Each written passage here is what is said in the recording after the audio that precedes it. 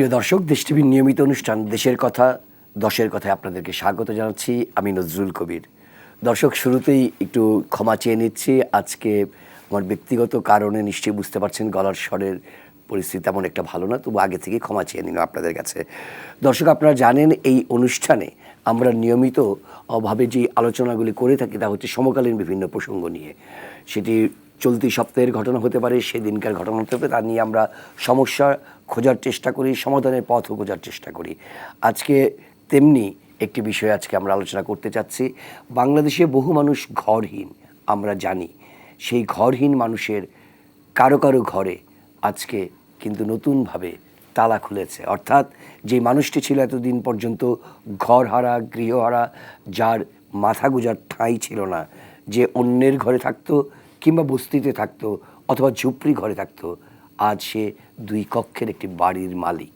হ্যাঁ, বলছিলাম আজকে বাংলাদেশের ঘর উৎসবের কথা। ঘর উৎসব শব্দটি এ কারণেই বলছি যে আজ সরকারি উদ্যোগে প্রায় 66,189টি পরিবার তারা ঘরের ঠিকানা পেয়েছে। সেই বিষয় নিয়ে আজ আলোচনা করার জন্য আমরা আমাদের আলোচনার শিরোনাম ঠিক করেছি ঘর উপহারের উৎসব। আর এই বিষয়ে আলোচনা করার জন্য আমাদের সঙ্গে 3 জন অতিথি রয়েছেন। আমার সঙ্গে স্টুডিওতে রয়েছেন আনসার আলী খান, নগর বিশ্লেষক, অবসরপ্রাপ্ত অতিরিক্ত সচিব এবং সাবেক প্রধান নির্বাহী কর্মকর্তা ছিলেন তিনি ঢাকা দক্ষিণ সিটি কর্পোরেশনের। আমার সঙ্গে রয়েছেন আপনাদের সবার কাছে পরিচিত মুখ স্থপতি মোবাশ্বের হোসেন, নগর বিশ্লেষক এবং বাংলাদেশ স্থপতি ইনস্টিটিউটের সভাপতি। আর সঙ্গে রয়েছেন অর্থনীতি বিশ্লেষক, সিপিডির গবেষণা পরিচালক ডক্টর খন্দকার গোলাম মোয়াজ্জেম। আপনাদের 3 জনকেই দেশের কথা দশের কথা অনুষ্ঠানে স্বাগত জানাচ্ছি। প্রিয় দর্শক, শুরুতে যেমনটি বলছিলাম যে ঘর উপহারের উৎসব হলো। আমরা জানি বর্তমান সরকার অর্থাৎ আওয়ামী লীগ ক্ষমতায় আসার আগে 2018 সালের নির্বাচনের সময় তারা তাদের নির্বাচনী ইশতেহারে বলেছিল গ্রাম হবে শহর। অর্থাৎ গ্রামের যে পরিবেশ সেখানে শহরের সমস্ত সুবিধা মানুষ পাবে। সেখানে তারা অঙ্গীকার করেছিল যে ঘরহীন মানুষেরকে তারা ঘর করে দিবে, বাংলাদেশের কোনো মানুষ গৃহহীন থাকবে না। তেমনি একটি বাস্তবতায় আজকে আমরা লক্ষ্য করলাম যে 66,189টি গৃহহীন এবং ভূমিহীন পরিবারের মাঝে আধা পাকা বাড়ি ও কারো কারো ক্ষেত্রে জমি দেওয়া হয়েছে এবং এই কাজটি হয়েছে 492টি উপজেলার। মাননীয় প্রধানমন্ত্রী আজ এই কর্মসূচি উদ্বোধনের সময় বলেছেন যে মুজিব বর্ষে এটি সবচেয়ে বড় উৎসব বলে তিনি উল্লেখ করেছেন। জনাব আনসার আলী, আপনার কাছে প্রথমে আসতে চাই, আপনি কিভাবে দেখছেন আজকের এই অভূতপূর্ব ঘটনাটিকে? আজকে অনেকের সাথে আমি নিজেও খুব আনন্দিত। একজন মুক্তিযোদ্ধা হিসাবে বঙ্গবন্ধু ডাকে আমরা যখন যুদ্ধে গিয়েছিলাম তখন প্রথম স্বপ্ন ছিল দেশটি স্বাধীন হবে এবং স্বাধীন দেশের তৎকালীন 7.5 কোটি মানুষ বঙ্গবন্ধুর স্বপ্নের সোনা বাংলাদেশের মানুষ হবে। আপনারা বলেছেন যে উপহার প্রত্যেকটি মানুষের জীবনে খুব ভালো একটি জিনিস, আনন্দের খবর। আর সেই উপহারটি যদি একটি গৃহহীন মানুষের জন্য একটি বাড়ি হয়, এর থেকে বড় উপহার তো কিছু হতে পারে না।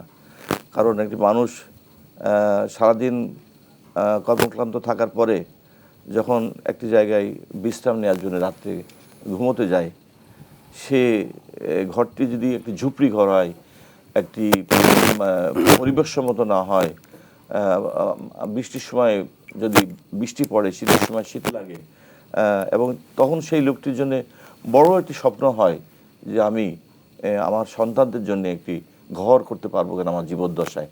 আমার মনে হয় আমাদের মাননীয় প্রধানমন্ত্রী সেই মানুষগুলির স্বপ্ন পূরণ করতে পেরেছেন এবং অনেকে আপনারা দেখেছেন তাদের প্রতিক্রিয়া বলেছে তাদের মতো সুখী ব্যক্তি আজকে আর কেউ নাই, কারণ সে তার পরবর্তী প্রজন্মের জন্য একটি ঘর দিয়ে যেতে পারছে। বঙ্গবন্ধুর স্বপ্নের সোনার বাংলা গড়ার স্বপ্ন দেখেই আন্দোলন করেছিলেন, তার জীবন যৌবন শেষ করেছিলেন। তাকে সেই কাজটি করার আগেই আমরা সবাই জানি শেষ করে দেওয়া হয়েছিল এবং দীর্ঘদিন ধরে বঙ্গবন্ধুর আদর্শের দল ক্ষমতা না থাকার কারণে বঙ্গবন্ধু স্বপ্নের স্বপ্নটি পূরণ হয় নাই। 1996 সালে যখন আওয়ামী লীগ সরকার ক্ষমতায় আসলে 97 সালে আশ্রম প্রকল্প গ্রহণ করেছিলেন এবং তখন থেকে শুরু হয়েছিল এই গৃহহীনদের ঘর দেওয়ার কাজ। আমরা ইতিমধ্যে জেনেছি সেই সময় সেই প্রথম টেনিয়রেই বাংলাদেশ খাদ্যে স্বনির্ভর হয়েছিল। আমরা জানি যে মানুষের যে বেসিক নিডস যেগুলি খাদ্য, বস্ত্র, বাসস্থান, শিক্ষা, চিকিৎসা প্রথমে উদ্যোগ নিয়েছিল যে মানুষ যেন অভাবে না থাকে, ভুখা না থাকে। সেজন্যে কৃষি উৎপাদনের মাধ্যমে দেশকে সেইবারই খাদ্যের স্বয়ংসম্পূর্ণ করা হয়েছিল। পরবর্তীকালের ঘটনা আমি নাইবা বললাম, আপনারা সবাই জানেন। এখন আমরা খুব গর্বের সাথে বলতে পারি ক্ষুধামুক্ত বাংলাদেশ। এখন বাংলাদেশের মোটামুটি কোথাওই বোধহয় দেখা যায় খাদ্যের অভাবে কেউ আছে আমার মনে হয় না। তারপরে আমরা জানি খাদ্য, বস্ত্র, আমরা নিক্সন মার্কেটের কথা জানি। আমরা সবাই মনে হয় নিক্সন মার্কেটে কোনো কাপড় ব্যবহার করতাম। এখন আমরা গর্বের সাথে বলতে পারি সেই নিক্সনের দেশের লোক আমাদের দেশের মার্কেট থেকে কাপড় নিয়ে যায় এবং আমাদের দেশের রিক্সাওয়ালারা ব্র্যান্ডের কাপড় পরে। আমরা বঙ্গবাজারে সমস্ত ব্র্যান্ডের কাপড়ই বিক্রি হয়। বস্ত্রের অভাব নাই বললে চল, বস্ত্রের অভাব মিটে গেছে। তারপরে আসে বাসস্থানের বিষয়টি। আমরা জানি যে মাননীয় প্রধানমন্ত্রী এই 18 সালের নির্বাচনের ঘোষণা দিয়েছিল, আওয়ামী লীগ এর নির্বাচনী ইশতেহারে ছিল যে গৃহহীনদের মাদের গৃহ দেওয়া হবে। ইতিমধ্যেই একদম তৃণমূল পর্যায়ে সার্ভে করে প্রায় 9.5 লক্ষ লোককে চিহ্নিত করা হয়েছে যাদের ভূমি এবং ন্যূনতম ভূমি এবং গৃহ নাই। তাদেরকে ভূমি এবং গৃহ দেওয়ার টার্গেট সামনে রেখেই উদ্যোগ নেওয়া হয়েছে এবং আজকে তার প্রথম বাস্তবায়ন আজকে যে 66,100 কতটি ঘর চাবি তাদের হাতে তুলে দেওয়া হয়েছে। এই ঘর কিন্তু আসলে যে লোকগুলিকে দেওয়া হয়েছে তাদের স্বপ্নে এরকম ঘর ছিল না। পাকা ঘরে তারা বসবাস করবে, তাদের সন্তানদের 2 রুমের একটি বাসায় থাকবে, এটা তারা স্বপ্নেও ভাবে নাই। সেই স্বপ্ন তাদের পূরণ হয়েছে। আশা করি যে অচিরেই যে লক্ষ লোকের তালিকা করা হয়েছে সকলকেই এভাবে হস্তান্তর করা সম্ভব হবে বলে আমি বিশ্বাস করি। স্থপতি মোবাশ্বের হোসেন, আপনার কাছে ফিরতে চাই। যেমনটি বলছিলেন আনসার আলী খান, কিন্তু পাশাপাশি জানতে চাই এই যে যাদেরকে নির্বাচন করা হলো, এই নির্বাচনটা কি সঠিক পদ্ধতি অনুসরণ করে করা হয়েছে কিনা, নাকি সবসময় যেমনটি বলা হয়ে থাকে, আমরা এর আগেও স্বৈরাচারী এরশাদের আমলে যখন গুচ্ছগ্রাম প্রকল্প দেখেছিলাম তখন ভূমিহীনের পরিবর্তে দেখা গেছে ইউনিয়ন যেই লোকটি তার দল তার জাতীয় পার্টি করত সেই রকম লোকের দলেরাই ভুয়া নাম দিয়ে তারা সেই গুচ্ছগ্রামের সদস্য হয়েছিল। এক্ষেত্রে কি এরকম কিছু হওয়ার শঙ্কা আপনি করেন কিনা, নাকি সত্যিকার অর্থেই ভূমিহীন গৃহহীনরাই পেয়েছে এই প্রকল্পের সমস্ত বাসাগুলো? পৃথিবীর সব জায়গাতেই কম বেশি অন্যায় কাজ থাকে বলেই পৃথিবীর প্রত্যেকটি দেশেই পুলিশ বাহিনী থাকে। তবে এখানে যেভাবে ঘরগুলি দেওয়া হয়েছে, মানুষের রাষ্ট্রায়ণ প্রকল্প যেটা করা হয়েছে, গৃহহীনদেরকে যে উপহার দেওয়া হয়েছে, এটি কিন্তু প্রচুর যাচাই বাছাই করে এবং এটি প্রকাশিত একটি তথ্য। অর্থাৎ কোন লোকের ঘর আছে তারপরে যদি তাকে কেউ ঘর দিয়ে থাকে সেটা কিন্তু অল্প কয়েকদিনের মধ্যেই মিডিয়ার কাছে চলে আসবে। এ ব্যাপারে আমি একেবারে সম্পূর্ণ নিঃশব্দ। যদি 2-1টি বা 8-10টি বা 15-20টি এই ধরনের ঘটনা ঘটেও থাকে, ধরে নিলাম ঘটেছে, সেটি কিন্তু গোপন রাখার কোনো সম্ভাবনা নাই। কারণ এই দেওয়ার পদ্ধতিটাই হচ্ছে উন্মুক্ত, সাধারণ মানুষ, প্রত্যেকটি মানুষের কাছে এই তথ্য চলে যাচ্ছে। তথ্য যাওয়ার সমস্ত ব্যবস্থাপনা এখানে রাখা হয়েছে। আমি আনসার ভাইয়ের কথা ধরেই একটি কথা বলি। বাংলাদেশ যখন স্বাধীন হয়েছিল বলা হয়েছিল বটমলেস বাস্কেট, এবং খাদ্যের স্বয়ংসম্পূর্ণর কথা যদি আমি বলতে চাই তাহলে প্রথম কথাটি আমাদেরকে চিন্তা করতে হবে, মানুষের প্রথম প্রয়োজন হচ্ছে তার খাদ্য। যে মুহূর্তে তার খাদ্যের ব্যবস্থা হয় তখনই তার পোশাক এবং মাথার উপর একটি চালের প্রয়োজন হয়। এই 3টি জিনিস একটির সাথে আরেকটি ওতপ্রোতভাবে জড়িত। খাদ্যের স্বয়ংসম্পূর্ণতার কথা যদি বলতে যাই, বটমলেস বাস্কেট, তখন জমির অভাব ছিল না, মানুষ ছিল মাত্র 7 কোটি। 50 বছর পরে জমি প্রায় অর্ধেক, মানুষ দ্বিগুণ। এই তথ্যগুলি কিন্তু আপনাদেরকে জানতে হবে। জমি অর্ধেক, মানুষ দ্বিগুণ, বাংলাদেশ খাদ্যে স্বয়ংসম্পূর্ণ। কারা এই কাজটি করেছে, কাদের মাধ্যমে এই কাজটি করানো হয়েছে? সেই কাজটি করেছে আমাদের দেশের কৃষকরা। সবচেয়ে বেশি বঞ্চিত যে মানুষগুলি, সবচেয়ে বেশি যাদেরকে আমরা কাউকে গালি দেওয়ার সময় এই কৃষকদের কথা বলি যে তুমি একটা চাষা, অর্থাৎ চাষাকে একটা নিকৃষ্ট মানুষ হিসেবে আমাদের সমাজে পরিচিত ছিল। বাংলাদেশের ইতিহাসে স্বাধীনতার 50 বছর পূর্তির সময় আমরা দেখতে পাচ্ছি বাংলাদেশের সবচেয়ে বড় বিপ্লব ঘটিয়েছে। আমি মনে করি মুক্তিযুদ্ধের চেয়েও বড় বিপ্লব তারা ঘটিয়েছে, বাংলাদেশকে খাদ্যে স্বয়ংসম্পূর্ণ করে। শুধু স্বয়ংসম্পূর্ণ না, বাংলাদেশ এখন বিশ্বের বিভিন্ন দেশে খাদ্য রপ্তানি করার মতন অবস্থায় পৌঁছে গেছে। খাদ্য রপ্তানি বলতে শুধু চাউল না, খাদ্যের অনেক কিছু, মাছ, মাংস, বহু কিছু এখন কিন্তু রপ্তানি হচ্ছে, সবজি রপ্তানি হচ্ছে, যেগুলি কল্পনা করা যায় না। 7 কোটি মানুষ দ্বিগুণ হয়ে গেছে, তাদের চাওয়া পাওয়া পূরণ করে আমরা এই কাজটি করছি। এই কাজের পাশাপাশি আজকে মাননীয় প্রধানমন্ত্রী বড় সুন্দর একটি কথা বলেছেন যে সারা বিশ্বে করোনা বিধ্বস্ত, করোনা মানুষের জীবনকে দুর্বিষহ করে তুলেছে। এই দুর্বিষহ অবস্থার মধ্যেও বাংলাদেশ একটি, করোনার মাধ্যমে প্রধানমন্ত্রীর বক্তব্য, করোনা থাকার কারণেই অন্য অনেক কাজকে বাদ দিয়ে আমরা এই কাজটি প্রচন্ড গতিতে, অর্থাৎ গৃহায়নের ব্যবস্থাটি আমরা করতে পেরেছি। এখন একটি কথা আপনাদেরকে মনে রাখতে হবে, জাতির পিতা বঙ্গবন্ধু বাংলাদেশে মহান স্থপতি, উনি কিন্তু দায়িত্ব নেওয়ার সাথে সাথেই দেশের সেই, আপনারা চিন্তা করে দেখেন, সেই সময়ে নোয়াখালীর চরে উনি কিন্তু গুচ্ছ গ্রাম শুরু করেছিলেন। তাকে তো হত্যা করা হলো 15ই আগস্ট। তারপরে এই নামগুলিকে বিভিন্নভাবে ব্যবহার করে দলীয় লোক তৈরি করা হলো। বাংলাদেশকে প্রায় 100 বছর পিছিয়ে দিয়েছে দুটি সামরিক শাসন। আমরা আজকে যে জিনিসগুলি অর্জন করছি, এগুলি আজ থেকে আরো 20-30 বছর আগে আমরা অর্জন করতে পারতাম যদি গণতন্ত্র প্রচলিত থাকতো। আর গণতন্ত্র এমন একটা জিনিস, ছোট্ট বাচ্চার মতন ধাপে ধাপে সে বড় হয়, হোঁচট খেতে খেতে সে বড় হয়। কিন্তু এই হোঁচট খাওয়ার সময়ই, সব সময়ই কোন নতুন কিছু করতে গেলে সামরিক বাহিনীর প্রথম কাজ হচ্ছে let us start from the beginning. এই যে ঘটনা, এই ঘটনা বাংলাদেশকে অনেক পিছিয়ে দিয়েছে। তারপরেও আমি বলবো এই ধারাবাহিক সরকারের মাধ্যমে আমরা অনেক উন্নয়ন কার্যক্রম দেখতে পাচ্ছি। এবং মাননীয় প্রধানমন্ত্রীর সাথে আমিও একমত যে করোনাকালীন দুর্বিষহ জীবনের ভিতরে একটি বাংলাদেশে একটি বিরাট উৎসব, বাংলাদেশের অর্ধশত বৎসর, জাতির পিতা বঙ্গবন্ধুর 100 বৎসর, এটাকে মাননীয় প্রধানমন্ত্রী বলেছেন বাংলাদেশের একটি বিরাট উৎসব।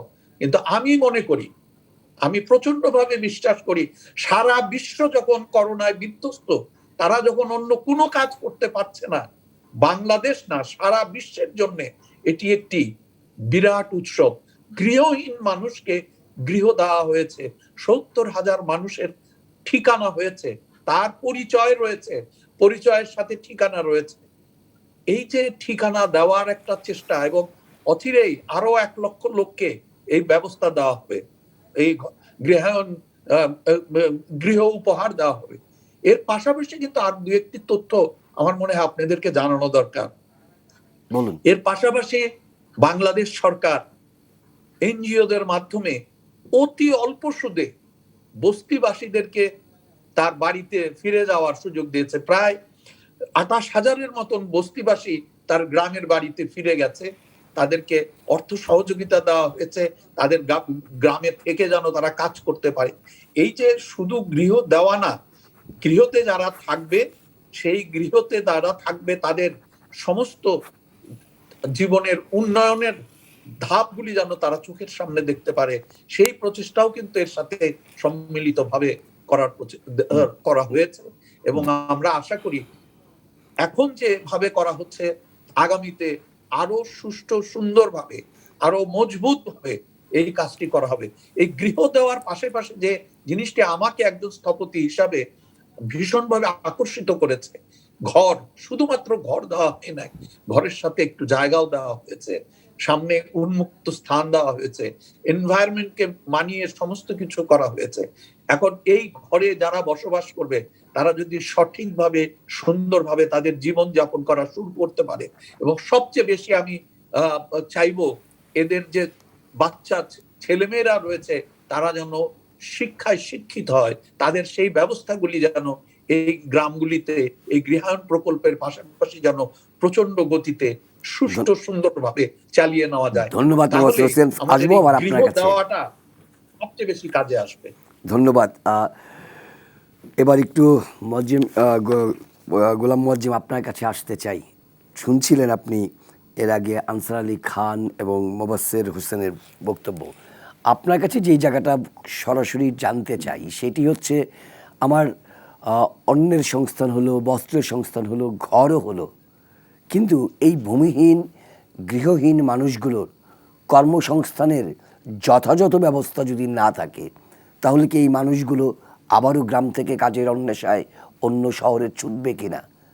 এই ঘর দেওয়ার পাশাপাশি তাদের কর্মসংস্থানের নিশ্চয়তা কতখানি এলো, এবং এই ঘর দেওয়ার ফলে তার অর্থনৈতিক জীবন ব্যবস্থার কতখানি উন্নতি হবে? একজন অর্থনীতিবিদ হিসেবে আপনার কাছে সেই বিশ্লেষণটি আশা করছি। প্রথমে দুটো বিষয় বলে শুরু করতে চাই। আমি মাননীয় প্রধানমন্ত্রী যখন ইতিপূর্বে বলেছিলেন যে বাংলাদেশের সকলের জন্য গৃহ দেওয়া হবে, কেউ গৃহহীন থাকবে না, একজন রাজনৈতিক নেতা হিসেবে হয়তো তিনি এই জিনিসটি দেখতে পারেন। আমরা যারা কাঠখোট্টা লোকজন কাগজে কলমে কাজ করি, আমরা এত এই ধরনের বিষয়গুলোকে একটু দূর থেকে উচ্চাভিলাষ মনে হয়েছিল সে সময়। কিন্তু এখন যখন এটি বাস্তবায়ন দেখতে পাচ্ছি, তখন আসলেও এটিকে ইতিবাচক একটা ধারা এবং যেদিকে আমরা এই পরিবর্তনটি আমরা দেখতে পাচ্ছি এখন, এবং বলা হচ্ছে আগামী মাসে আরো 1 লক্ষ পরিবারকে দেয়া হবে, এবং যেটি টার্গেট করা হচ্ছে যে 2022 সালের ভিতরে যে 8 লক্ষ পরিবার যারা রয়েছে তার একটা উল্লেখযোগ্য সংখ্যক পরিবারকে এই সময়কালে দেওয়া হবে, এবং ইতিমধ্যে আশ্রয়ন 3 প্রকল্পের কাজও অব্যাহত রয়েছে। বাস্তবায়নের ফলে এই জিনিসটি আরো বেগবান হবে, এটি প্রথম দিক। দ্বিতীয় যে জিনিসটি আসলে আলোচনায় এসছে এবং আমরা নিজেরাও জানি, সেটি হলো যে একটি ঘর কিন্তু একটি পরিবারের আত্মমর্যাদার বিষয়। অন্যের বাড়িতে থাকা, উন্মুক্ত জায়গায় থাকা, এগুলো কিন্তু হীনমন্যতা সৃষ্টি করে এবং তার নিজের সক্রিয়তা, তার সন্তান সন্ততির মধ্যে দীর্ঘমেয়াদী এক ধরনের মানসিক প্রভাব ফেলে, এবং তার ভবিষ্যৎ প্রজন্মকেও আসলে গড়ে তোলার ক্ষেত্রে অনেকভাবে এটা প্রতিবন্ধকতা তৈরি করে। এই যে একটি ঘর তারা পেলেন, এই ঘরটি যদি তারা উপযুক্তভাবে ব্যবহার করতে পারেন, এবং একটু মোবাশ্বের ভাই বলেন যাদেরকে যদি সন্তান সন্ততিকে যদি শিক্ষিত করা যায় এখানে রেখে, তাহলে কিন্তু এরাই সম্পদ হবে ভবিষ্যতে। এখন যাদের আগের প্রজন্মকে আমরা মুখাপেক্ষী দেখতে পেয়েছি, কিন্তু এখান থেকে আমরা ভবিষ্যৎ প্রজন্ম কিন্তু এখান থেকে আর মুখাপেক্ষী যে অবস্থায় না থেকে তারা কিন্তু অর্থনৈতিক কর্মকাণ্ডে আরো বড়ভাবে নিয়োজিত হবে। আপনি যে জিনিসটি বলেছেন, ইতিপূর্বে আলোচনায় এটি এসেছিল যে সমস্ত জায়গাগুলোতে আশ্রয়ন প্রকল্পগুলো হয়েছে, আমার ধারণা যে প্রকল্পগুলোর যারা সুবিধাভোগী এটি যেমন নির্ধারণের ক্ষেত্রে সচেতনতা অবলম্বনের দরকার, এবং সেটি সম্ভবত হয়েছে মনে করছি। আবার একই সাথে প্রকল্প এলাকা বাছাই করাটিও কিন্তু খুবই গুরুত্বপূর্ণ একটি বিষয়।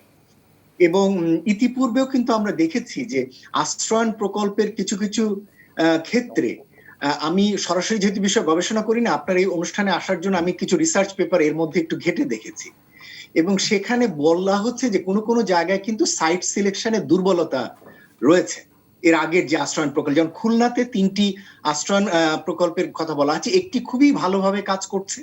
তার একটা বড় কারণ হচ্ছে যে জায়গাটি পছন্দ করা হয়েছে সেটি স্থানীয় যে বাজার, গ্রাম্য বাজার বা যেটিকে বলা গ্রোথ সেন্টার, তার খুব কাছে অবস্থিত, অর্থাৎ যোগাযোগটি খুব উপযুক্ত ভাবে রয়েছে।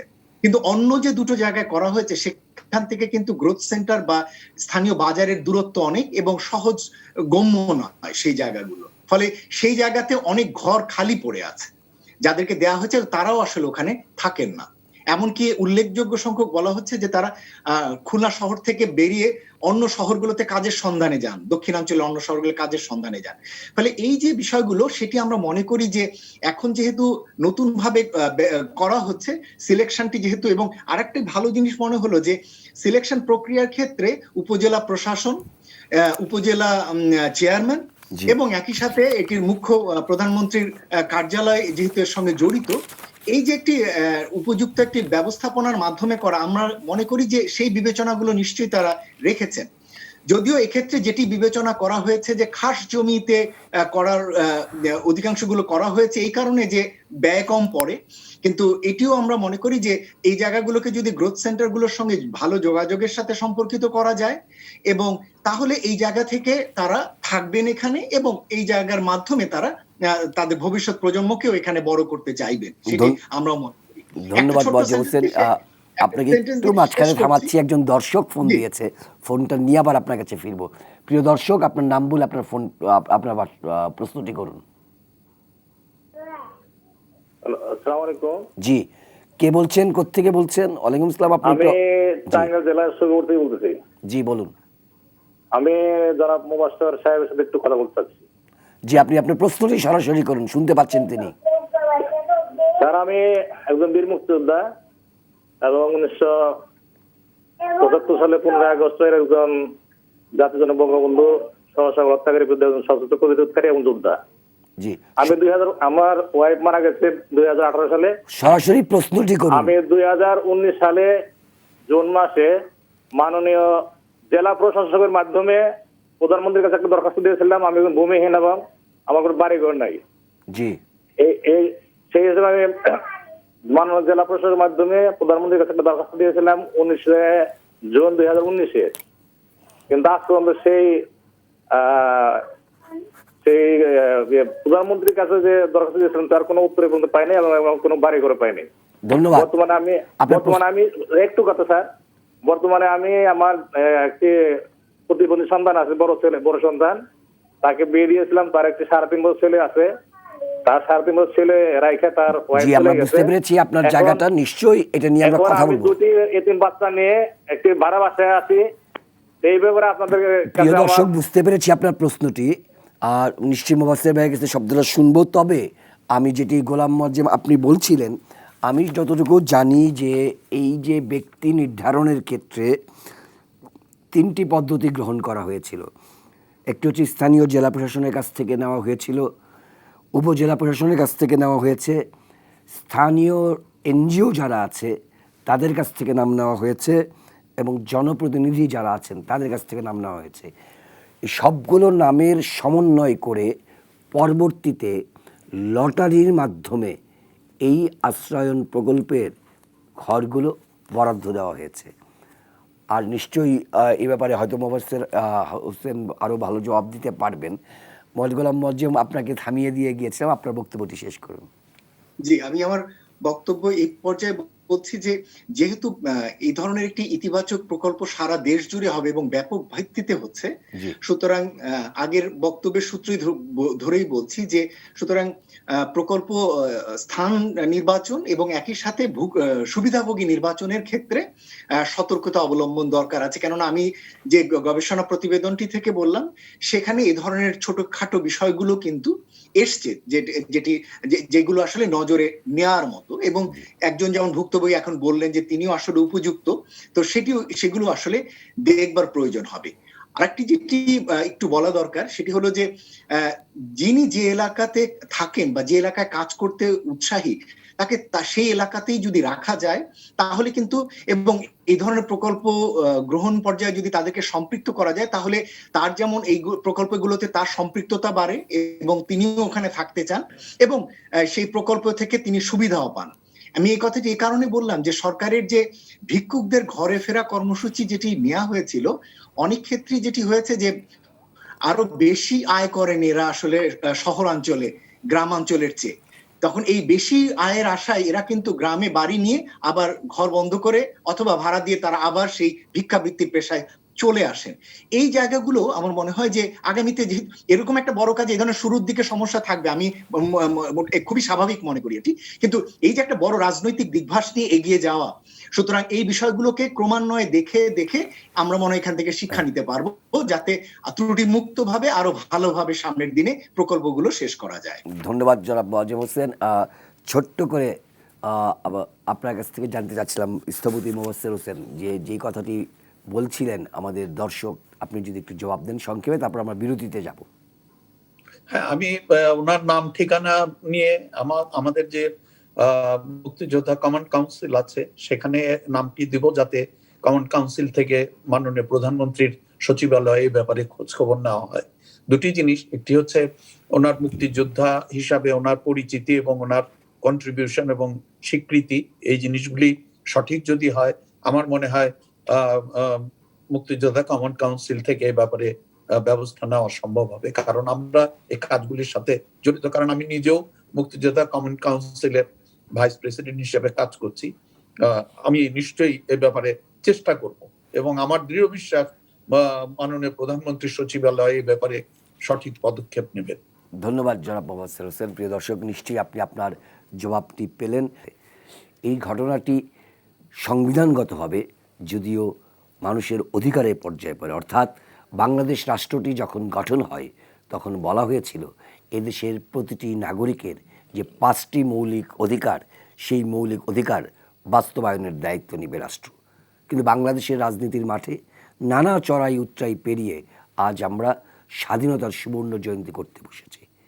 এইরকম একটি সময়ে গৃহহীন, ঘরহীন লাখো মানুষের মধ্যে আমরা শুরু করেছি সেখানে তাদেরকে গৃহহারাদের গৃহ দেওয়ার এই ঘর উপহারের উৎসব নিয়ে আজ আমরা কথা বলছি। আমাদের সঙ্গে রয়েছেন আনসার আলী খান, নগর বিশ্লেষক এবং সাবেক অতিরিক্ত সচিব, রয়েছেন ডক্টর খন্দকার গোলাম মোয়াজ্জেম, অর্থনীতি বিশ্লেষক এবং সিবিডির গবেষণা পরিচালক, এবং রয়েছেন মোবাশ্বের হোসেন। আবারও আপনাদের তিনজনকে স্বাগত জানাচ্ছি। আনসার আলী ভাই, শুরুতেই আপনি শুনছিলেন যে অন্য দুইজনের আলোচনা, আমরা প্রথম ধাপে যে আলোচনাগুলো শুনলাম, আমি একটু আপনার কাছে জানতে চাই যে আজকে আমরা উৎসব বলছি, যেই জায়গাটা বিরতির আগে শেষ করেছিলেন জনাব মোবাশ্বের হোসেন, কিন্তু এটি তো নাগরিকের অধিকার, প্রতিটি মানুষের ঘর পাওয়ার অধিকার ছিল। তাহলে এই মানুষগুলি, এখনও বাংলাদেশের বহু মানুষ ঘরহীন আছে। এই রাষ্ট্র আজকে 50 বছরেও আমরা সকল মানুষকে ঘর দিতে পারলাম না কেন, আর এখন পারছি কেন? না, সেটা বোধহয় এই আলোচনা এসছে যে বঙ্গবন্ধু স্বাধীনতার পর যখন দেশ গড়ার শুরু করলেন, একদম অর্থনীতি, অবকাঠামো সমস্ত ভঙ্গুর অবস্থায় তলাহীন ঝুড়ি বলা হচ্ছে বাংলাদেশকে, সেই তলা লাগানোর ব্যবস্থা শুরু করেছেন। সেই সময় বঙ্গবন্ধুকে হত্যা করা হলো। হত্যা করলো কারা? এই স্বাধীনতা বিরোধী যারা, তারা, এবং জাতীয় আন্তর্জাতিক ষড়যন্ত্রের মাধ্যমেই বাংলাদেশকে পিছিয়ে রাখার জন্যই আসলো। শুধু বঙ্গবন্ধু হত্যা করেনি, বাংলাদেশকে পুরো 75-এর 15ই আগস্ট শুধু বঙ্গবন্ধু বা বঙ্গবন্ধু পরিবারকে না, পুরো বাঙালি জাতিকে হত্যা করার চেষ্টা করা হয়েছিল পাকিস্তানের লেজুরবৃত্তি করার জন্য। তারপরে পরবর্তীকালে দেখেন নামে বেনামে নানাভাবে চেষ্টা করেছে, লোক দেখানো শুরু করেছে। বাস্তব পক্ষে যাদের ভিতরে কমিটমেন্ট নাই, টার্গেট নাই, তারা তো অ্যাডক ভিত্তিতে কাজ করবে। কিন্তু এই বর্তমান গভর্নমেন্ট অবশ্যই যে কাজগুলি করছে শুধু আমরা বলার জন্য না, এটা আন্তর্জাতিক বিভিন্ন মিডিয়াতে প্রকাশিত হচ্ছে বাংলাদেশের অর্জনগুলি সম্পর্কে, এবং সেই অর্জনগুলি তো বাঙালি জাতির অর্জন, শুধু এই সরকারের অর্জন না। তো আমি যে দর্শক কথা বলছিলেন, আমি এখানে তথ্য দিতে চাই যে এই প্রজেক্টের বাইরেও কিন্তু গৃহহীন মুক্তিযোদ্ধাদের গৃহ দেওয়ার আরেকটি প্রকল্প আছে। উনি অবশ্যই নিশ্চয়ই জানার কথা। উনি যদি লোকাল কমান্ড কাউন্সিলের মাধ্যমে ওটা চেষ্টা করেন, অবশ্যই মুক্তিযোদ্ধারা যদি জাতির শ্রেষ্ঠ সন্তান বলে ঘোষণা হয়েছে এবং প্রকৃতভাবে মুক্তিযোদ্ধাদের জন্য বর্তমান সরকার অনেক কিছু করছে এবং তাদের ঘর পাওয়ার বিষয়টি নিশ্চিত হবে বলে আমি ওনাকে আশ্বস্ত করতে চাই। আপনি বলছিলেন যে উৎসব কেন, প্রাপ্তি জিনিস। আসলে দেখেন, একটা ছেলে যখন পরীক্ষা দিয়ে সে তো এক্সপেক্ট করবেই যে রেজাল্ট হয়তো 19-20 হতে পারে, কিন্তু রেজাল্টে যখন আউট হয়ে তার প্রত্যাশিত ফলটি পায়, তারা তো উৎসব করেই। একটি মানুষ যখন স্বপ্ন দেখে গৃহ পাওয়ার, পাওয়ার, যদিও অনেক মানুষ তার বাবা বস্তিতে ছিল, বাপ বস্তিতে ছিল, নাতিও বস্তিতে আছে, এই মুহূর্তে যদি যে কেউ এইরকম আধা ফাঁকা বাড়ি পায় কিছু জমি সহ, তো উৎসব করারই কথা। আমরা প্রত্যাশা করেছিলাম মুক্তিযুদ্ধে দেশ স্বাধীন হবে, আমাদের প্রত্যাশা ছিল এবং দাবি তো ছিলই, কিন্তু যখন 16ই ডিসেম্বর 1971 সালে সবাই আত্মসমর্পণ করলো, আমরা তো আনন্দে আত্মহারা হয়ে মানে লক্ষ লক্ষ মুক্তিযোদ্ধারা তাদের হাতের অস্ত্র দিয়ে অস্ত্র উঁচিয়ে ব্ল্যাঙ্ক ফায়ার করে উৎসব প্রকাশ করেছে। আমরা সেরকম উৎসব আজকে বাঙালি যারা আজকে প্রায় 66,000-এর বেশি লোক পেয়েছে এবং যারা পাবে, আর শুধু তারা উৎসব করেনি, উৎসব তো আমাদেরও, কারণ আমাদেরও কমিটমেন্ট ছিল যে বাংলাদেশের স্বাধীন বাংলাদেশের নাগরিক গৃহহীন থাকবে না। আমি আরেকটু কথা বলতে চাই যে এর আগেও আমি এখানে বলেছি যে শহর একটা ভারসাম্যহীন শহর হয়ে গেছে, সমস্ত মানুষ সব শহরের দিকে আসে, কারণ শহরে আসতে বলেছেন মজ্জ ভাই বলেছেন যে না মহাশয় বললেন যে এখানে আয় বেশি, ভিক্ষা করলেও আয় বেশি, তো মানুষ শহরে কেন? আসলে নানা কারণে শহরে আসছে, বিশেষ করে নদী ভাঙন এলাকা, যেটা নদী ভাঙন এলাকা, মানুষ চুরি হয়ে গেলে, ঘর পুড়ে গেলে জায়গাটা থাকে, আবার একটা ঘর তুলতে পারে। নদী ভাঙন এলাকায় যেখানে নদীর ভাঙনের কবলে পড়ে অনেক মধ্যবিত্ত গৃহস্থ কিন্তু একেবারেই নিঃস্ব হয়ে যায়, তাদের এখন ঢাকা শহরের দিকে আসা ছাড়া বা বড় বড় শহরের দিকে আসা ছাড়া কোনো গতি থাকে না। তাদের যদি আমি বলেছিলাম যে শহরকে যদি বসবাসযোগ্য করতে হয় তাহলে শহরের লোক কমাতে হবে, আর শহরের লোক কমাতে হলে গ্রামগুলিকে এই শহরের মতো সুযোগ সুবিধা দিতে হবে। ওখানে যে যেন মানুষ শহরে যে ইনকাম, আমি বিশ্বাস করতে চাই যে কোনো মানুষ যদি শহরে যে তার জীবিকা নির্বাহের মতো টাকা ইনকাম করতে পারে তাহলে শহরে এসে এত কষ্ট করে থাকবে না কেউ। তো শহরে বস্তিতে থাকা, রাস্তায় থাকা, স্টেশনে থাকা অত্যন্ত কষ্টকর বিষয়। একেবারেই ভাসমান যারা না, তারা ছাড়া তো কেউ থাকবে না শহরে। সেজন্য, এবং আপনি জানেন যে গ্রামের দিকে আসলে লেবার প্রবলেম, আমরা গ্রামের খোঁজখবর দেখি গ্রামে অনেক লেবার প্রবলেম, মানুষের লেবার দরকার কিন্তু পাচ্ছে না। তো এই লোকগুলিকে যদি গ্রামে ফেরত নিয়ে আসা সম্ভব হয় তাহলে অবশ্যই গ্রামে সেই সব সমস্যা দূর হবে। এবং বর্ষা বলেছেন যে এই দেশকে খাদ্যের স্বয়ংসম্পন্ন করার জন্য একমাত্র দাবিদার এদেশের কৃষককুল এবং এই খেটে খাওয়া মানুষগুলি। এই খেটে খাওয়া মানুষগুলিকে যদি তাদের গ্রামে একটি ঘর নিশ্চিত করা সম্ভব হয় ইতিমধ্যেই, তাহলে আমার মনে হয় যে শহরগুলিও বসবাসযোগ্য হবে আমি মনে করি।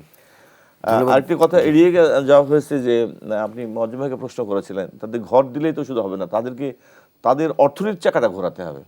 উনিও জবাব দিয়েছেন যে যে জায়গাগুলি সিলেকশন করা হয়েছে সেখান থেকে যদি তাদের কর্মস্থলে যাওয়ার মতো সুযোগ বৃদ্ধি করা হয় তাহলে অবশ্যই তারা কর্মে লাগবে এবং তাদের যে ইনকাম সেটা জাতীয় অর্থনীতিতে যোগ হবে এবং দেশের অর্থনীতি অবশ্যই চাঙ্গা হবে, আরও বেশি চাঙ্গা হবে বলে আমি বিশ্বাস করি।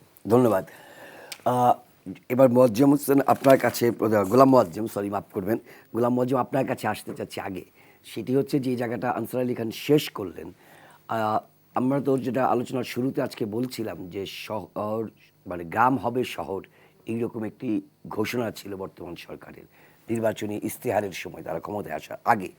পরবর্তীতে যখন ক্ষমতায় আসলো আমরা লক্ষ্য করছি যে একটু একটু করে তারা তাদের নির্বাচনী প্রতিশ্রুতিগুলি বাস্তবায়নের চেষ্টা করছে।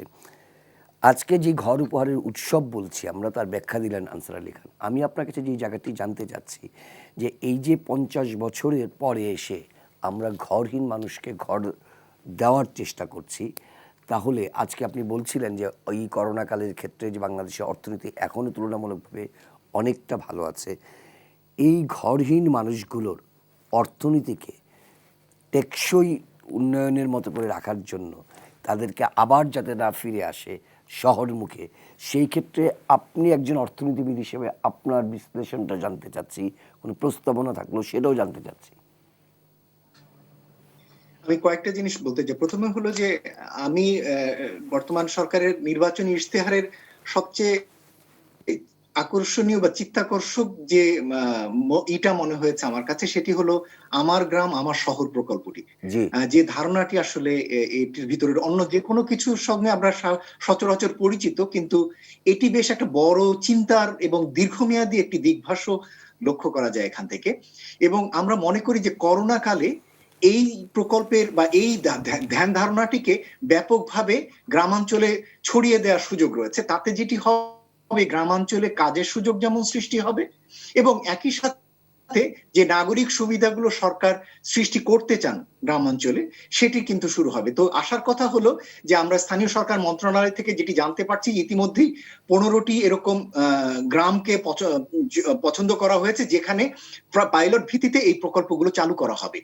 এবং সেখানে আমরা যেটি মনে করি যে এই অঞ্চলগুলোতে যেটি হবে যে শুধুমাত্র বাড়িঘর তোলা নয়, সেটির জন্য যেমন স্থান নির্বাচন থাকবে, একই সাথে সুপেয় পানির ব্যবস্থা, ড্রেনেজ সিস্টেম এগুলো যেমন থাকবে, সাথে সাথে বাচ্চাদের স্কুল বা হসপিটাল বা অন্যান্য ফ্যাসিলিটি যেগুলো সাধারণত আমরা শহরে নাগরিক সুবিধা হিসেবে পাই সেগুলো কিন্তু এখানে থাকা দরকার হবে। এই আশ্রয়ণ প্রকল্পের জন্য কিন্তু এই কথাটি একইভাবে প্রযোজ্য। যাদের জন্য এগুলো করা হচ্ছে সেই স্থানগুলোর ক্ষেত্রে যেমন ব্যারাক হিসেবে করা হয়েছে, ভালো জিনিস। যেমন আমি গবেষণাপত্রটিতে দেখছিলাম যে শিশুদের কাছে জানতে চাওয়া হয়েছিল ওখানকার যে তারা কিরকম বাড়ি পছন্দ করে, তারা কিন্তু তাদের বাড়ির সামনে একটা বড় মাঠ কল্পনা করছে। সুতরাং আমি যেটি মনে করি যে এই ধরনের ব্যারাকের এই সমস্ত জায়গাগুলোতে সামনে যদি একটি খেলার মাঠ রাখা যায়, তাহলে এখানকার পরিবারগুলোর যে শিশুরা তারা বিকেলে খেলতে পারবেন। আবার এই জায়গাগুলোকে কিন্তু বাজারের জন্য ব্যবহার করা যাবে, কমিউনিটি মার্কেট হিসেবে। আবার এই জায়গাগুলোতে কিন্তু মানে আপনি ভোকেশনাল অন্যান্য কাজ, এই ধরনের বিভিন্ন অন্যান্য পারপাসেও কিন্তু এগুলোকে ব্যবহার করা যাবে। সেরকম ভাবে কিন্তু এগুলোকে গড়ে তোলার সুযোগ রয়েছে বলে আমি মনে করি। এবং যেটি বলছিলাম যে এই ধরনের স্থান নির্বাচনের ক্ষেত্রে আরেকটু যদি সতর্কতা নেওয়া যায়, তাহলে আমার ধারণা যে এই প্রকল্প এলাকাগুলোতেই এরা থাকবেন এবং কাজের সুযোগ যাতে তারা স্থানীয় পর্যায়ে পান। এবং আমরা জানি যে আশ্রয়ণ প্রকল্পগুলোর মধ্যে কিন্তু প্রশিক্ষণের যেমন ব্যবস্থা রয়েছে, আবার একই সাথে কিন্তু বিভিন্ন ধরনের কাজের সঙ্গেও তাদের সম্পৃক্ত করে দেওয়ার মতো প্রকল্পও কিন্তু এটার ভিতরে রয়েছে। সুতরাং এইগুলোকে আমরা ইতিবাচক ভাবে দেখছি। আমি যেটি একটু বড় করে বলবো যে এই প্রকল্পগুলো কিন্তু মনে হয় না যে এই আগামী 1 বছরে, মানে 2021 সালে যেটি মাননীয় সরকার প্রধান বলছেন যে 21 সালের ভিতরে সকলের জন্য বাড়ি, আমার একটা আশঙ্কা হচ্ছে যে এই প্রকল্পটি সম্ভবত আগামী বছরগুলোতে এটি চলতেই থাকতে হবে। এবং তার একটা বড় কারণ হলো বাংলাদেশের জলবায়ু আগামী নিয়মিত ভিত্তিতে তৈরি হতে থাকবে। এই জলবায়ু উদ্বাস্তুদের কিন্তু আমাদেরকে বাসস্থানের ব্যবহার করা, এই যে ঘূর্ণিঝড় বা সাইক্লোনের মতো সমস্যাগুলো, এটি কিন্তু আগামীতে প্রতিনিয়ত হবে এবং ঘর বাড়ি হারাবেন, শহরমুখী যাতে না হতে হয় তাদেরকে কিন্তু সেই সমস্ত জায়গাগুলোতে এই ব্যবস্থাটি করে দেওয়ার দরকার হবে। আরেকটি বিষয় আমি এখানে বলতে চাই, সেটি হলো যে এটি এখন যেমন করা হচ্ছে যাদের ভূমি নেই অথবা 10% নিচে ভূমি রয়েছে তাদের জন্য, কিন্তু একই সাথে আমি আরেকটি জায়গাতেও একটু নজর দিতে চাই যে শহরাঞ্চলে যে বস্তিগুলো রয়েছে এই বস্তিগুলোকেও আসলে আধুনিক সুবিধাদির আলোকে এইগুলোতে মাল্টি স্টোরি বিল্ডিং সেটি কিন্তু আমরা মনে করি এটি প্রয়োজন। আবার জোর করে তাদেরকে আপনি হয়তো গ্রামে পাঠাতে পারেন একটা বাড়ি দিয়ে, কিন্তু তাকে কিন্তু গ্রামে আটকে রাখতে পারবেন না। সুতরাং তাকে এখানে উপযুক্ত নাগরিক সুবিধা দিয়ে তার জন্য অবকাঠামো তৈরি করে দিলে এবং এখানে তিনি ভাড়া সহই থাকবেন, ভাড়া দিয়েই থাকবেন, কোনো সমস্যা নেই, সেরকম ধরনের একটি ব্যবস্থা কিন্তু আমাদের চিন্তা করতে হবে। সুতরাং মডেলটি এখন শুরু হয়েছে, খুব ভালো। আগামীতে এই মডেলটি নতুন নতুন অনুষঙ্গ আগামীতে আমি যুক্ত করার জন্য অনুরোধ করব। একটি হলো শহরের ভাসমান মানুষ, তাদের থাকার ব্যবস্থা করা, যেমন রাতে যাতে খুব কম ভাড়ায় তারা থাকতে পারেন ভাসমান মানুষ, অথবা যারা বস্তিতে রয়েছেন তাদের জন্য যাতে ভাড়া দিয়ে তারা মাসিক ভাড়া দিয়ে যাতে থাকতে পারেন ওরকম ব্যবস্থা। এবং আরেকটা বড় জায়গায় একটু বলে রাখতে চাই, শ্রমিকদের জন্য শ্রমিক অধ্যুষিত এলাকাগুলোতে বেসরকারি পর্যায়ে যাতে যারা জমির মালিক তারা যাতে মাল্টি স্টোরি বিল্ডিং তাদের এলাকাগুলোতে তোলেন, যেগুলো একতলা করে যেগুলো তুলে 10টি পরিবার রাখা যায়, সেখানে যদি স্বল্প সুদে তাদেরকে ঋণ দেওয়া যায় তাহলে এগুলো কিন্তু 4 থেকে 6 তলা তুললে ওই একই জায়গার ভিতরে কিন্তু আপনি কিন্তু 60টি পরিবার 100টি পরিবার দিয়ে রাখতে পারবেন।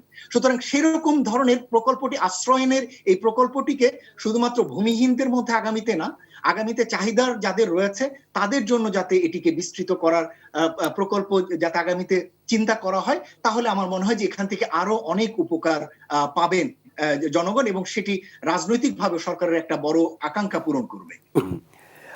এই জায়গায় জনাব মুয়াজ্জেম আপনার কাছে একটু জানতে চাচ্ছিলাম যে এই ধরনের আপনি যে উদাহরণটি দিলেন, এরকম একটি চিন্তা কিন্তু এর আগে সেই 96-এর যখন নাকি এই আওয়ামী লীগ সরকার ক্ষমতায় এসেছিল, ভাসানটেক বস্তির কথা আমরা জানি, ঢাকা শহরে খুব পরিচিত একটি বস্তি ছিল, সেখানে কিন্তু এই প্রকল্পটি শতভাগ সফল হয়নি, এরকম চিন্তা করেই করা সেই হয়েছে। সেই প্রকল্পের ক্ষেত্রে জি আপনি ঠিকই বলেছেন, প্রকল্পের ক্ষেত্রে দেখা গিয়েছে যে সুবিধাভোগীর নাম করে আসলে সেগুলো আবার বিত্তশালী মানুষজনই সেই সমস্ত প্লট গুলো বা অ্যাপার্টমেন্ট গুলো নিয়েছে। আমাদের কাছে যেটি মনে হয় আসলে এই সমস্ত জায়গাগুলোতে যেহেতু জমির মূল্য বেশি এবং এখানে যেহেতু থাকার চাহিদা সম্পন্ন লোকের সংখ্যাও বেশি, এখানে আসলে ওনারশিপ ভিত্তিতে না গিয়ে বরঞ্চ দীর্ঘমেয়াদী রেন্টাল কন্ট্রাক্টে যাওয়া, যাতে এখানে তারা স্বল্প ভাড়া দিয়ে তারা থাকতে পারেন, এরকম ব্যবস্থা দিয়ে করলে যারা এটির সুবিধা পাবেন তারা এখানে থেকে তারা জীবন নির্বাহ করার একটা ব্যবস্থা তারা চিন্তা করতে পারবেন। আমার মনে হয় স্থপতি হিসেবে মোবাশ্বের ভাইয়ের হয়তো আরো কিছু চিন্তা ভাবনা এখানে যুক্ত করতে পারবেন, কিন্তু আমার কাছে যেটি মনে হয় যে আমরা যেন অনেক সময় যেটি হয় ইদানিং একটা বড় চ্যালেঞ্জের কথা একটু বলে নিই এই ফাঁকে, সেটি হচ্ছে যে প্রায়শই দেখা যায় যে বস্তিগুলোতে অগ্নিসংযোগ ঘটে এবং অগ্নিসংযোগ ঘটলেই বস্তির লোকজন বুঝে যান, একটা মেসেজ তারা পেয়ে যান, সেটি হলো যে এই জায়গাটিতে আর তাদের থাকা হবে না, এবং তারা দেখতে পান যে ওই জায়গা থেকে তাদের উচ্ছেদ হয়। এই যে উচ্ছেদ প্রক্রিয়ার নামে অগ্নিসংযোগের যে অভিযোগ, এইখান থেকে বেরিয়ে আসা। মনে রাখা দরকার যে শহরে বিভিন্ন ধরনের যে সুবিধাগুলো এগুলো কিন্তু এরাই দেন, এই যে নিম্ন আয়ের বা বিভিন্ন ধরনের সেবা, রাস্তা ঝাড়ু বলেন, ময়লা কালেকশন বলেন, অথবা ছোট ছোট ড্রাইভার বলেন বাসাবাড়ির, অথবা বুয়া বলেন বাসাবাড়ির, যে হাউস হেল্প বলেন, সবাই কিন্তু এদের এখান থেকে। সুতরাং এরা কিন্তু শহরের বাইরের কেউ নয়, কিন্তু সমস্যা হচ্ছে আমরা শহরকে উচ্চবিত্তের জন্য বানিয়ে ফেলছি।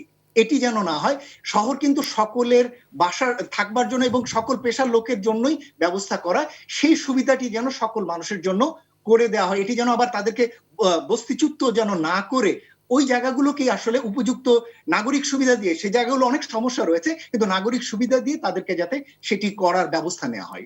ধন্যবাদ আমরা জনাব আশা করি সেরকম ব্যবস্থা নেওয়া। ধন্যবাদ জনাব মোয়াজ্জেম। স্থপতি মোবাশ্বের হোসেন, আপনার কাছে ফিরতে চাই। আপনি প্রায়ই একটি কথা বলেন যে বঙ্গবন্ধু মুক্তিযুদ্ধের পরপরই যখন আপনাদের তরুণ স্থপতিদের সঙ্গে দেখা করেন তখন বলেছিলেন দেশটিকে গড়ে তোলার দায়িত্ব দিয়েছিলেন আপনাদেরকে। আজকে আপনি নিজেই প্রথমে বিরতির শুরুতে আলোচনার ক্ষেত্রে বলছিলেন যে যেই নকশাটি করা হয়েছে ঘরহীন মানুষের ঘরের জন্য, সেখানে সুপেয় পানি থেকে শুরু করে বিদ্যুৎ থেকে শুরু করে এমনকি একটি খুব সুন্দর ছোট্ট বারান্দাও রয়েছে।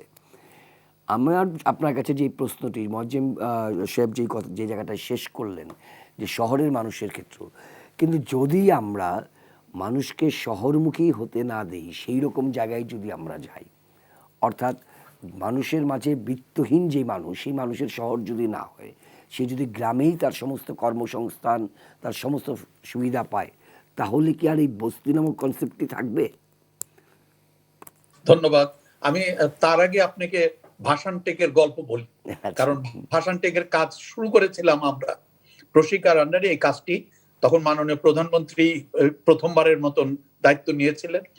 ভাসানটেকের কাজ করতে যে I had a very interesting experience, এবং সেটা ব্রিটিশ এমবেসির সেকেন্ড অফিসারের সাথে আলাপের পরিপ্রেক্ষিতে একসময় সে আমাকে বলতেছিল, সে একজন ইঞ্জিনিয়ার, বলছে মোবাশ্বের তুমি কি জানো যে আমি গুলশানে থাকি, আমি পার স্কোয়ার ফিট যে ভাড়া দিই আমার ড্রাইভার তার প্রায় দ্বিগুণ ভাড়া দেয়, সে থাকে বস্তিতে। এমন কি তুমি পাগলের মতন কথা বলছো? Yes, it is fact.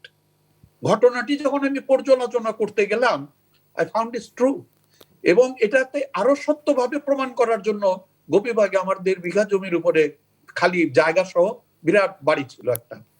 আমি ওখানে একটি বস্তি তৈরি করেছিলাম 35,000 টাকা খরচ করে, অর্থাৎ দেয়ার ইজ নো ফ্লোর, মানে গ্রাউন্ডটাই তার ফ্লোর, খালি কাদা দিয়ে ইট গাঁথনি এবং টিন খালি ছেড়ে দেওয়া।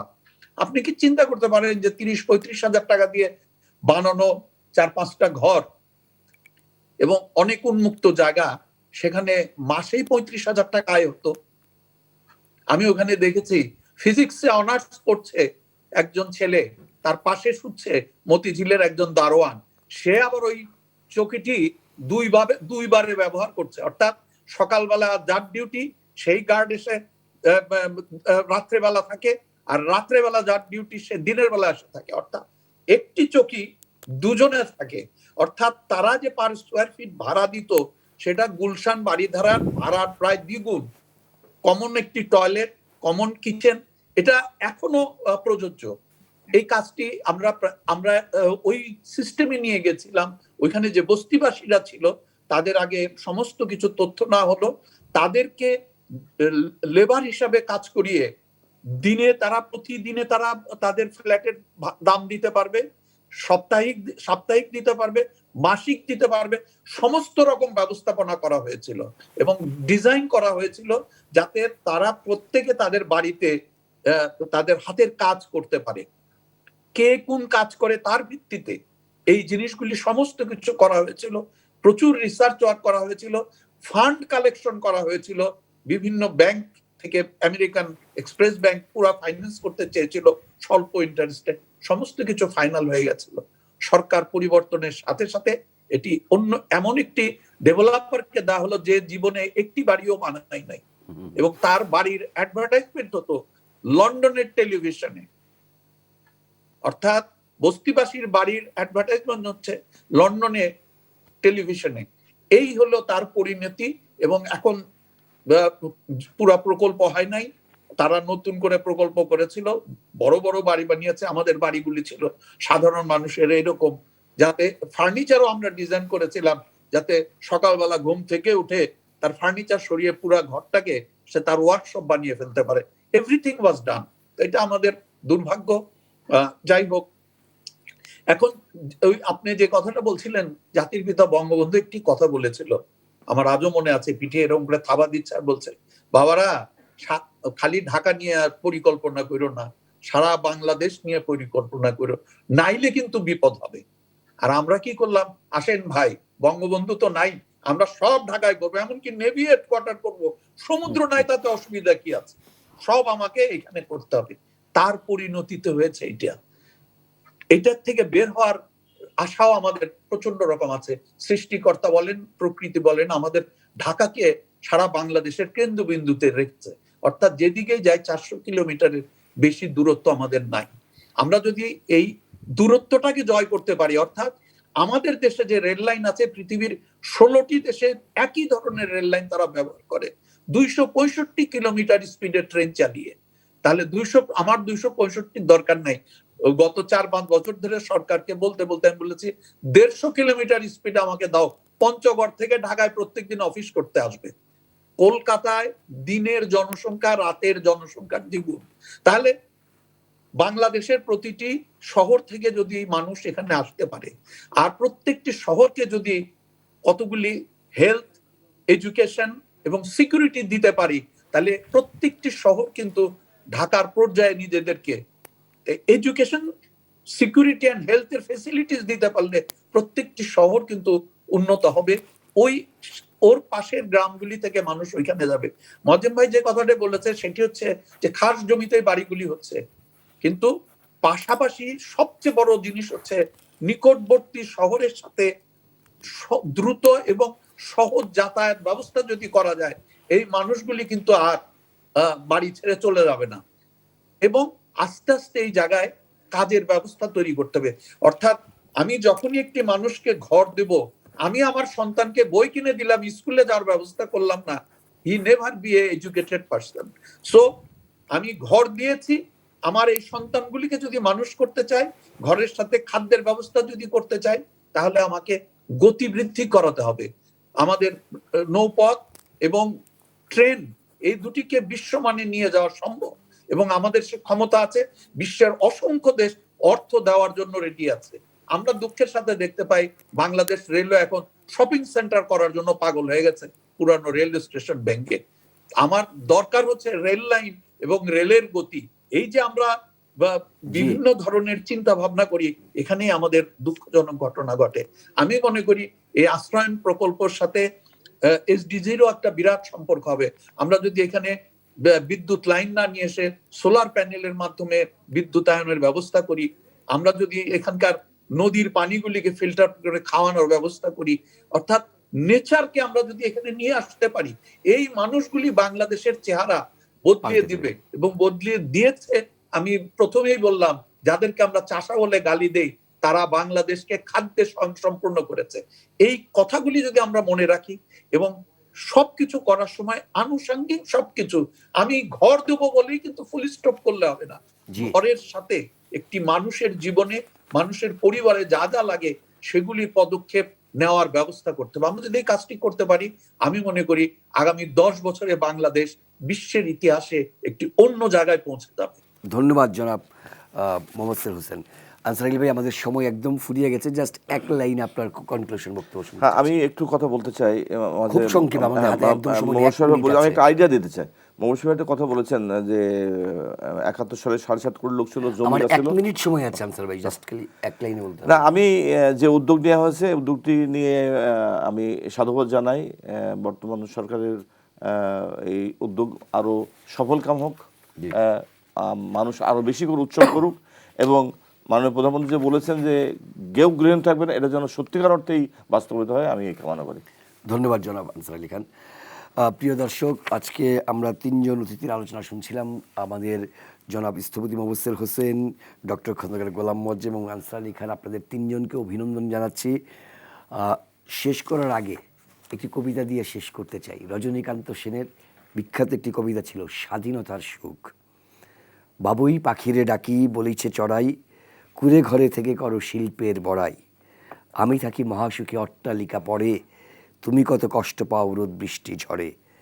বাবুই হাসিয়া কহে সন্দেহ কি তায়, কষ্ট পাই তবু থাকি নিজের বাসায়। আজ বাংলাদেশের অনেকগুলি মানুষ নিজের বাসা পেয়েছে। যেই কথাটি আজকে অতিথিরা বলছিলেন, তারা তাদের মর্যাদা ফিরে পেয়েছে। নাগরিক হিসাবে তাদের যা অধিকার আছে, বাকি অধিকারটুকু এই রাষ্ট্র দিবে। তেমন একটি বাংলাদেশ আমরা গড়ে তুলতে পারবো স্বাধীনতার সুবর্ণ জয়ন্তীতে। এই হোক আমাদের সকলের শপথ। আজ এ পর্যন্তই। ভালো থাকবেন, সুস্থ থাকবেন এবং অবশ্যই সতর্ক থাকবেন। বাড়ির বাইরে বের হলে মাস্ক পরে বেরোবেন। শুভরাত্রি।